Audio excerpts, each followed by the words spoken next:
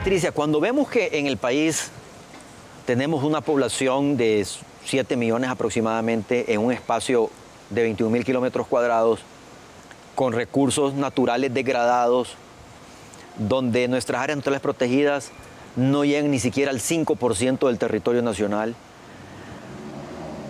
nuestras aguas en un 95% contaminadas, dependemos del flujo transfronterizo de cuencas de Guatemala y de Honduras. Cuando vemos esto y nos adentramos en la dinámica social, se generan muchos conflictos. Conflictos de intereses básicos de vida, que en otros países no se generan esos conflictos, son otros conflictos. Esos temas son temas que en otros países no se contemplan ni siquiera para un conflicto. Como por ejemplo el servicio de agua disponible para todos, o aire limpio, o una vida digna para la población, basada en la sostenibilidad de los ecosistemas naturales. Sabemos que un ecosistema natural balanceado representa una sociedad sana, y cuando vemos que nuestros ecosistemas están degradados, podemos ver esa representación en la sociedad. ¿Cómo interactúan el Instituto Holandés en relación a la resolución de conflictos que provienen del derecho al uso del recurso natural? Sí. Como bien decís, la gestión ambiental en esencia es una gestión de conflictos en El Salvador, porque estamos hablando de recursos que son escasos, que cada día parecería ser que se están haciendo más escasos, versus demandas que cada día son más crecientes. En ese sentido, hay un gran trabajo por hacer para prevenir y manejar los conflictos que están surgiendo o que puedan surgir en el futuro relacionado con este tema. Al final, cuando hablamos de conflicto, estamos hablando de una relación de confrontación entre al menos dos partes en torno a un tema, que en este caso son los recursos naturales. Y son diversos, porque aquí en El Salvador se generan conflictos por el uso y la tenencia de la tierra, que no solo aquí en América Latina y en muchos países, ¿verdad? Por el tema del agua también se generan conflictos. La minería, que ya ahora un poco se ha, digamos, bajado la intensidad de este tipo de conflictos, pero también hasta por las antenas telefónicas y otra serie de amenazas al medio ambiente y a la vida de la población. Y en ese sentido hay mucho trabajo por hacer. Un aporte que el Instituto Holandés ha dado, y yo creería que ha sido un gran aporte en El Salvador a raíz del programa que ejecutamos y pensamos seguirlo trabajando, es crear, es sensibilizar a los actores de sociedad civil, a los actores de organizaciones de ambientalistas y a los actores políticos, que la mejor forma de resolver los conflictos es por medio del diálogo. Que hay formas, claro, que las que tradicionalmente se han utilizado, que son ya por la vía violenta, digamos, por la vía no pacífica. Entonces, hay que saber que podemos hacerlo. Porque, claro, es complicado porque somos una sociedad polarizada.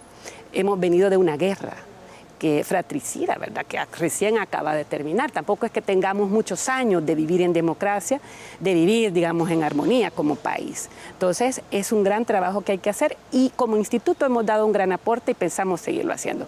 Por ejemplo, algo que nunca había pasado en El Salvador es sentar en la misma mesa a actores que se consideran antagónicos totalmente. Los grandes usuarios del agua, decimos la gran empresa privada, versus las organizaciones ambientalistas y el Ministerio de Medio Ambiente. Y fue muy interesante porque solo el hecho de haberlo sentado es un logro en sí mismo.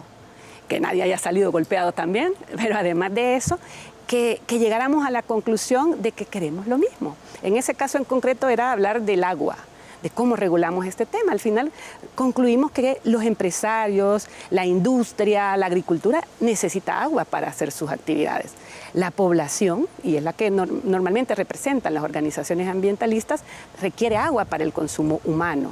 Entonces a todos nos interesa, por ejemplo, en ese caso en concreto, que se gestione de buena manera el agua, que garanticemos que haya agua hoy y mañana.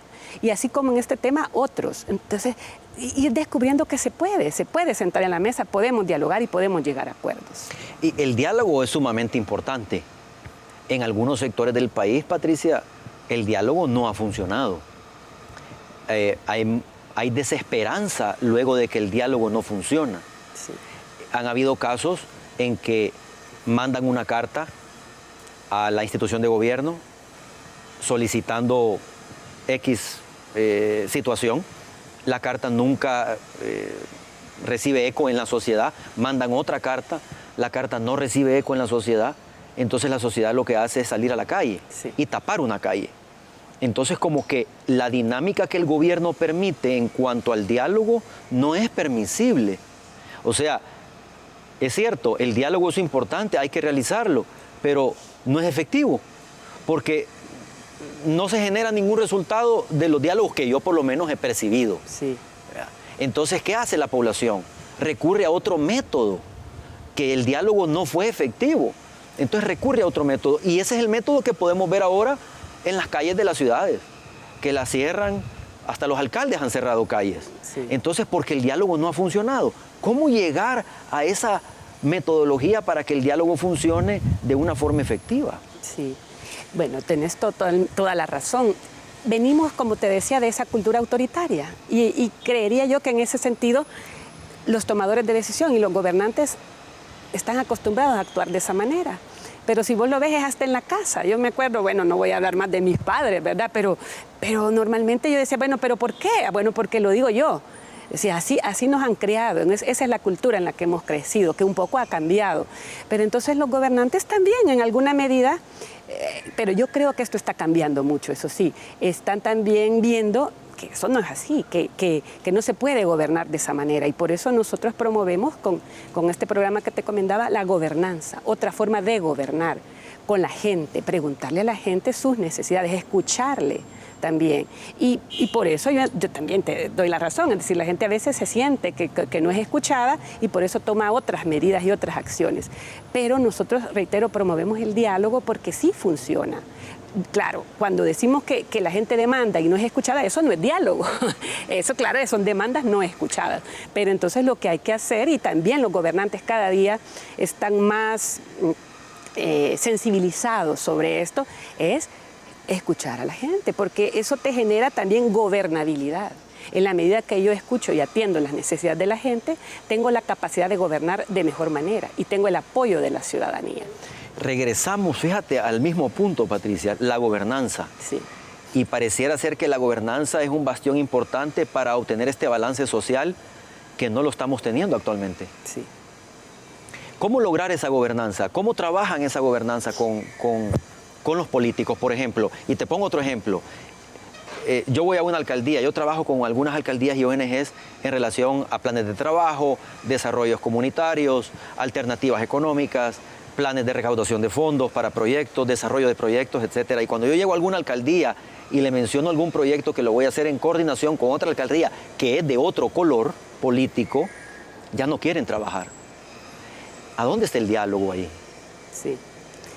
Lo primero que hay que trabajar, y nosotros lo hemos estado haciendo y pensamos seguirlo haciendo, es en generar esa sensibilización, ¿verdad?, de la importancia del diálogo con los políticos.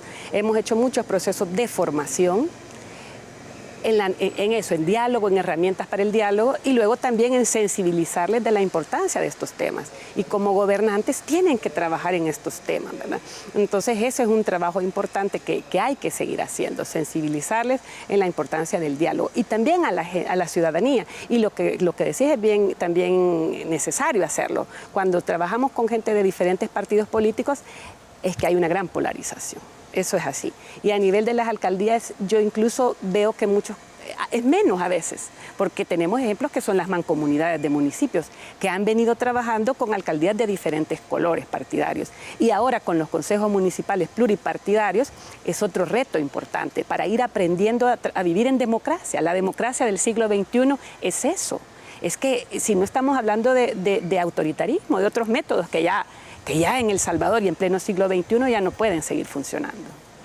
Y fíjate que las municipalidades que han tenido éxito en su desarrollo, en sus alternativas de vida, han sido municipalidades que han estado abiertas al diálogo y han sido efectivas en el cumplimiento de lo que han establecido en ese diálogo. Vamos a un corte y ya regresamos.